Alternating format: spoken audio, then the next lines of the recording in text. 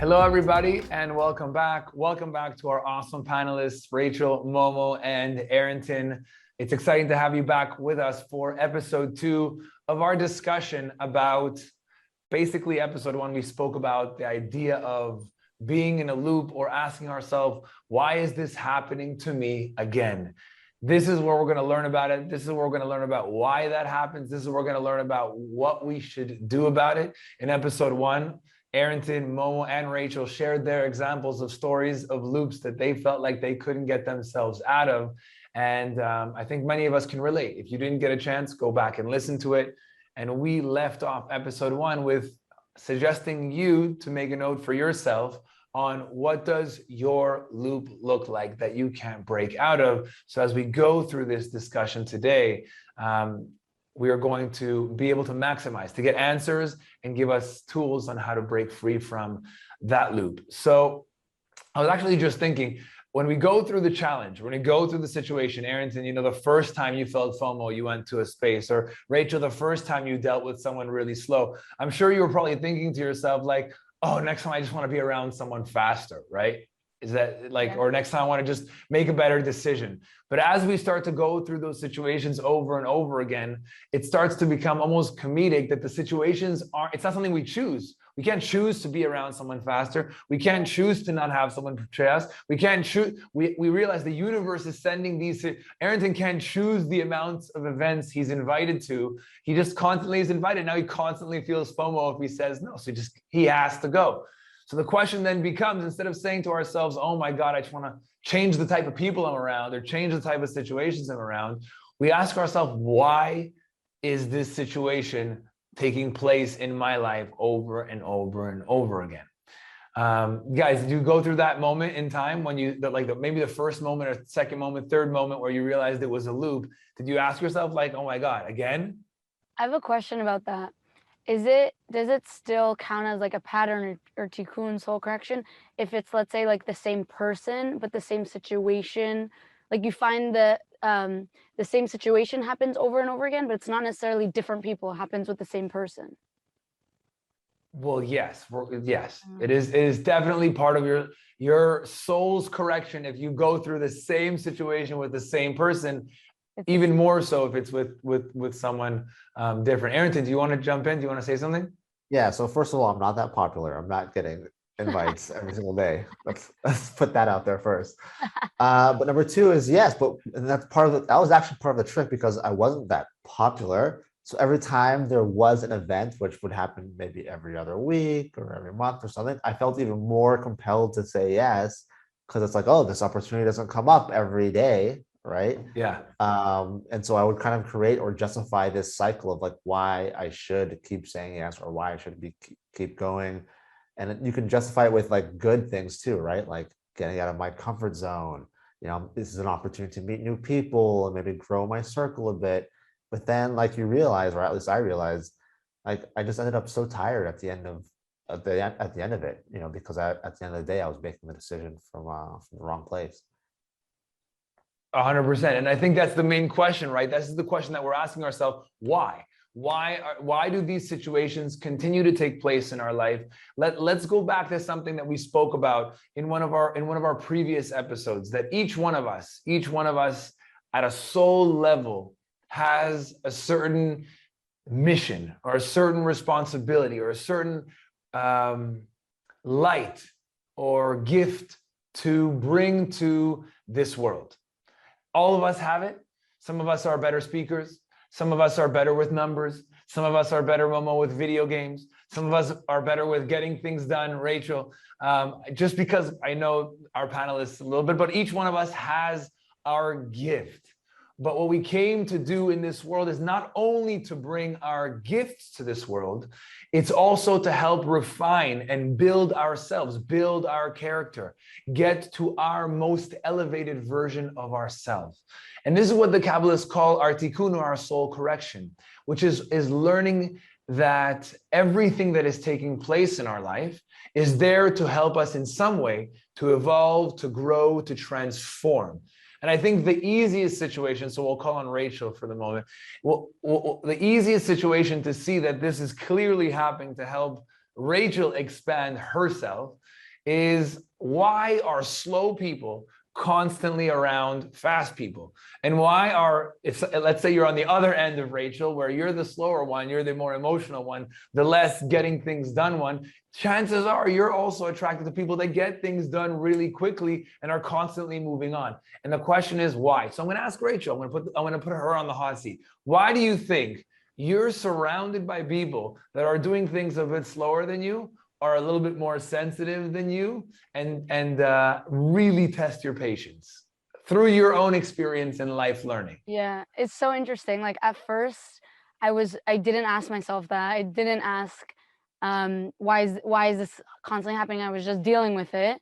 So I would just be super reactive. I would just snap at them or just like get mad at them, ignore them, just kind of just try to get them, out as much as I could. Because sometimes, like what you said, like you can't even avoid them. Like you work with them, like whatever, So so then I started asking myself, I used the tool, and then I started asking myself, like, why is it in my movie? And I just realized, like, okay, wow, I became a bit more self-aware. I'm not the most patient person. I'm not the most sensitive person, not the most empathetic person. So then I started looking at it, like how the Kabbalists say to, kind of like, okay, it's an opportunity, to change something myself. Clearly, it's in my movie for some reason.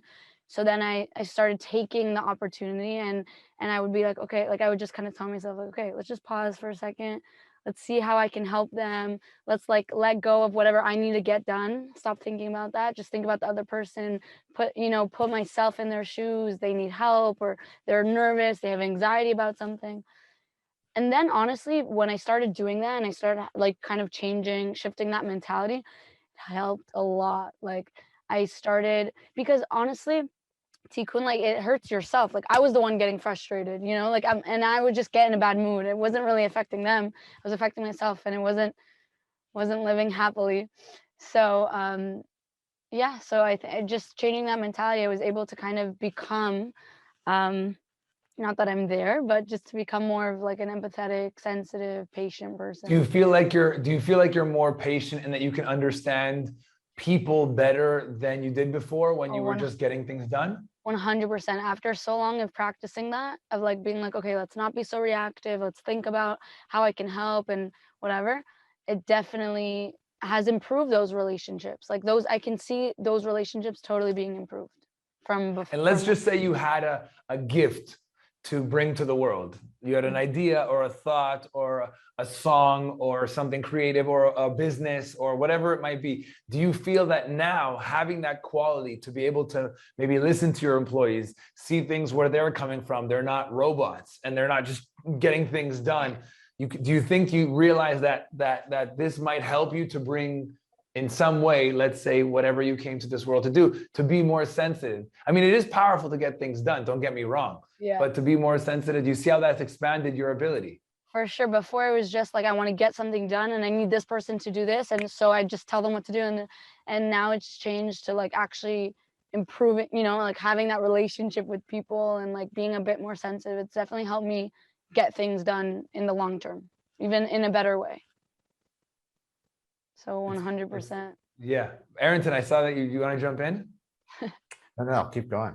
No, I was going to say, from Rachel's story, there are so many deep Kabbalistic secrets, right? So you understand that these situations aren't happening to her. They're not happening to her. They're happening for Rachel to be able to grow and to expand, which means these people that are coming in their life seemingly randomly are actually purposely designed by the light, by the universe, by the creator, by the system, to help her to grow and to expand in some way. And it's a big lesson. It's a big lesson to think that these things aren't random. So, Momo, hot seat time. I'm excited to hear how this is gonna transform, how you put people on a pedestal and then they end up betraying you. How is this helping you to grow or to shift your mentality or to become better?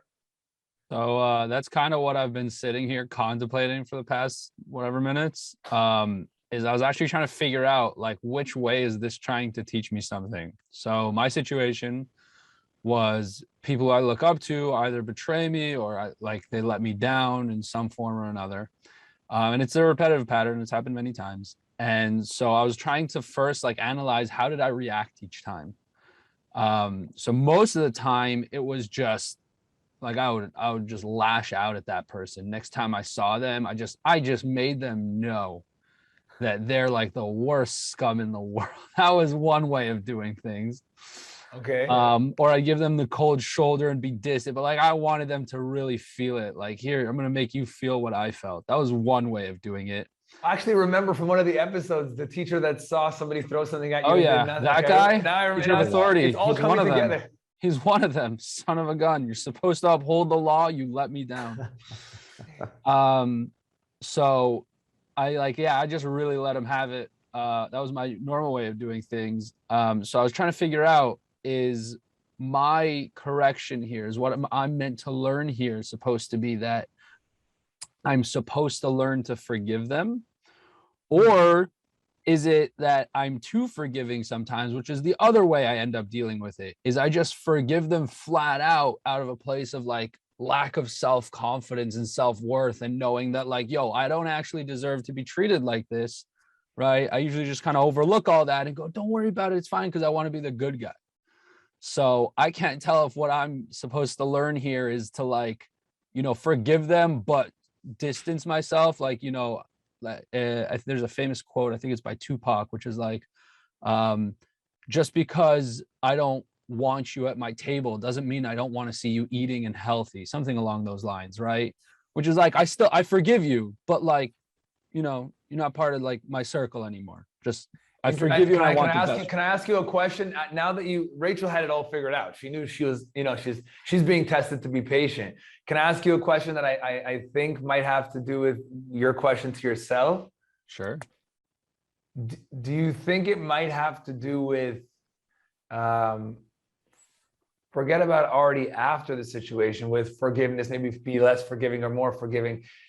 Could it be that maybe in your life, the person that needs to be on the pedestal more is you instead of other people?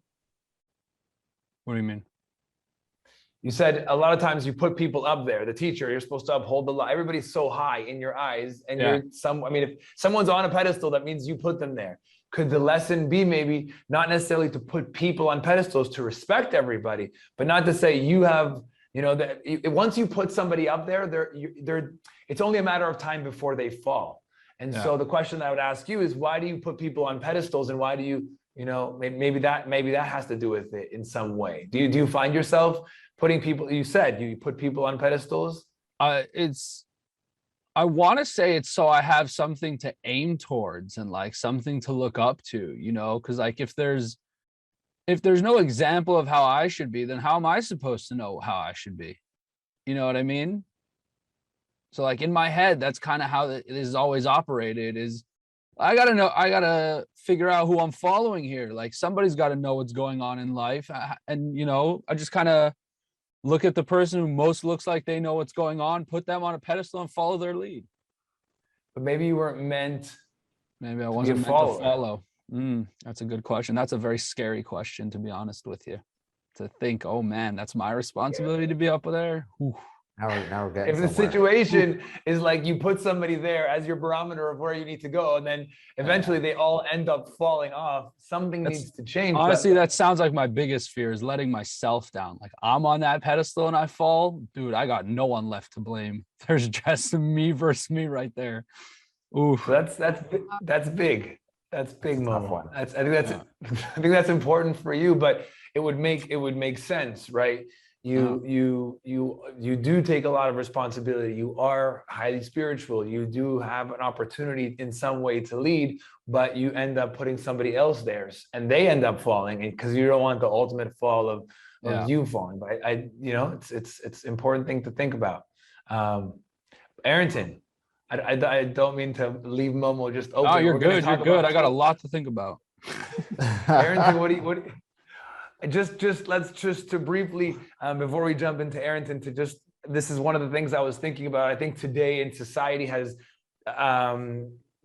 Technology always finds a way to help us understand Kabbalah. So for you, whenever you decide, I think many of us can relate to this. It's already known right now. As soon as you Google something that you're interested in, sometimes you don't even need to Google. All you need to do is just speak about it. And then all of a sudden you're like scrolling on your Instagram, and then that thing pops up. You're talking about sandals, and all of a sudden sandals pop up. You're talking about targeted marketing, baby. Don't say it too loud. Targeted.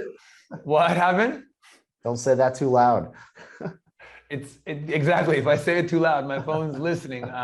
So the way that the system right now, the internet works, the way marketing works, is whenever you need something, right? You look for it online. You're thinking about it. You're talking about it. The universe finds a way to present it to you. And if the phone, I was always thinking to myself, if the phone can do this to you, and the phone was created by us. We talk about the world. Who created the world? Who created the system of this world? Parents, children. The sun rises. The sun gives the light to the plants, and the plants give we breathe. And if there was no plants, we wouldn't be able to. This is like a perfect system. If the phone can design itself in a way where you need something, it gets sent to you immediately. It's interesting to think that, maybe Momo needs the lesson, and one day maybe it would have taken him a little longer if we wouldn't have done this session for all of you, that he needs to be a leader in some way, be a leader, step up. And Rachel needs to be more patient. So what the universe is doing, what the creator is doing, what the light's doing, is like the targeted marketing on your phone is bringing you those patterns, not for you to suffer and not for you to go through these situations. And this is what's so powerful, is once we start to understand why these situations are coming to us, we turn off our advertisements and then we don't get the market. I'm just joking. Once we start to understand why these situations are coming to us, when we learn the lesson, when we purchase the product on Instagram, they don't market to us anymore because they've accomplished their goal. They've made the sale. And it's the same with us spiritually in our life. When we learn from these situations and these patterns that keep coming back over and over and over, we don't need to go through them again. Rachel can be surrounded by only fast people when she's patient. Until then, the creator will keep sending her slow people. Momo will keep putting people on a pedestal until he steps up to a leadership position.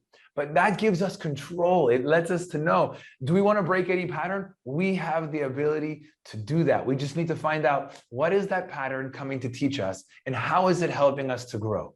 So that being said, Arrington, what do you feel that these situations, the events, being invited, feeling so excited about it, and then going and saying, maybe I shouldn't have went. Well, how do you feel it was coming to help you to evolve? How do you think it was perfect for you? Well, it allowed me to focus on myself, right? And part of the reason you go to those things or feel that way is because people have insecurities, right? You feel, and it comes out even when you're in the social setting, you're having insecurities while you're even there too. You're putting on a persona, you're trying to talk to people, trying to show people you're cool or this or that. And you end up becoming something that you're not, and not being your authentic self. So, something small that I did, like once I started noticing that, was implementing a rule for myself, where if someone invited me to something and I wasn't 100% yes, and what that means is if it's not like, oh, that sounds nice, or yeah, I could go, that's already not 100%. That's 99, right? I need to be excited to go to something. If it's a concert, a basketball game, people I actually love and care about, right? People who are intelligent. If I don't love this event or this, party or whatever it is that I'm going to, I'm not going to that, and I'm trying my best to stick to that rule as much as possible. And once I've done that, I've felt energized. Even though I'm leaving at 12 o'clock or late at night, I still feel energized because I was around the right people. And so whenever I've done that, it's allowed me to carry that on with me throughout the week or throughout the next day to just continue to be my authentic self and just slowly chip away at those insecurities that's been accumulating, from those events in the past. That's powerful. That's powerful. My main question to you, like you said, the main challenge that you were facing is the FOMO, is the fear of missing out. After you made that rule for yourself, once you intentionally chose to go to a space, of course, you left feeling charged. Like, these are the people I want to be around. I want to give energy to these people. But what happens to the times when you didn't feel so excited and you didn't go? Did you, well, after you decided, oh, I'm not so excited, I'm not going to go, did you by any chance feel energized about the fact that you didn't go to something that you weren't sure about? Or did you only feel energized when you thought about it and then went? I felt energized when I thought about it and went, but I also felt energized when I didn't go as well. Yeah, I felt both. I felt But I think great that's that what you were that I saying right- is yeah, that I made the right decision. Yeah. exact. That's why I think that your lesson was, Aaron. Your lesson was like, I need to learn myself better, and I need to know who I want to be around. Things that just come into my life. I'm not just going to accept everything. I want to start to choose who's in my life, what type of people and what type of events I'm at, what type of people I surround myself with. And then when you did that, you said, no, I don't want to surround myself with these people. You felt energized even in not going. And that helped you to combat the FOMO, which is really powerful. But do you feel after this whole situation of like, because a lot of times I think many of us and also many of our viewers, they probably find themselves by who they like to be around. You know, they like certain friends. So who are you? You know, I'm part of and then what happens when they're not there? And what happens when they're not there, or they move away, right? Or they get married, or they go into a different life, right?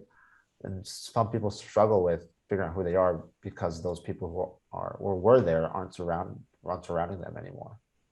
Right, which is I think so powerful, because if you have a kid that moves around a lot, right? Their parents move around a lot for work, and then they're saying to themselves, "Oh my God, I'm having a different childhood than the rest of the world. Everybody gets to keep their friends and go to their school, right?" But they could see it also another way. Instead of defining myself by my friends and by my social groups and social settings, each time I can choose who I want to be and what I choose to be around. It's just the way you look at it, right? I'm looking at it like, oh, the world has it better off because they get one set of friend groups, or they get to be the athlete, or they get, instead of saying to myself, wow, because I get to move from these situation to situation, I get to find out who I really am.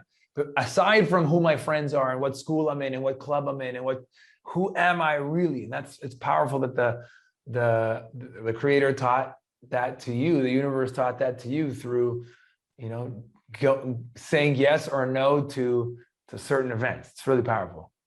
And for me, just the event that I shared, the experience that I shared of the tikkun in episode 1 was constantly having authority figures. It helped me to realize that I don't know how to listen at all. I'm good at talking, but I don't know how to listen. And so learning to listen to those authority figures, even though I didn't necessarily, it's not the fact that I have to do what they say. It's just learning to listen, and also realizing that I could be wrong a lot, which, by the way, has helped me. So after I realized I'm in this loop and I'm surrounded by authority figures, I'm like, forget it. I'm not going to undermine this one. You know what? You tell me to do it the slow way, boss. I'll do it the slow way. I'm going to trust you and I respect you. And I'm not doing it sarcastically. But then I ended up learning so many different things. And it was really powerful. So that's what we're saying is, throughout this situation of soul correction or tikkun, what is the Kabbalistic interpretation of soul correction or tikkun? It's understanding that with all of our gifts, there's also things that we need to improve on to be able to bring those gifts to this world in the biggest way. We all have things that we need to improve on. And that's usually where the universe, where the creator, where the system will send patterns to us until we break through from the pattern. What's the lesson from the session? When we learn the lesson and we start breaking through, we stop the pattern. If you want to break free from any pattern, you learn the lesson, you break through the pattern, you say, you know what, I'm going to do it differently than I normally did it now. The pattern starts to change, the people start to change, the situations start to change, the feeling of betrayal starts to change, things transform. And I wanted to give you this tool for everybody that's watching, because from the point of view of the Kabbalists, it's one of the tools that brings a lot of responsibility to us, but also empowers us. We control who comes into our life. We control it. So of course it's hard. And from this lesson, you might be thinking to yourself, 1 second, I don't know why these patterns are coming. So what we're going to do is in episode 3 with all of our awesome panelists, Arrington kind of gave us a little bit of a sneak peek of his tool. He made a rule for himself. If I'm not really excited about it, I'm not going.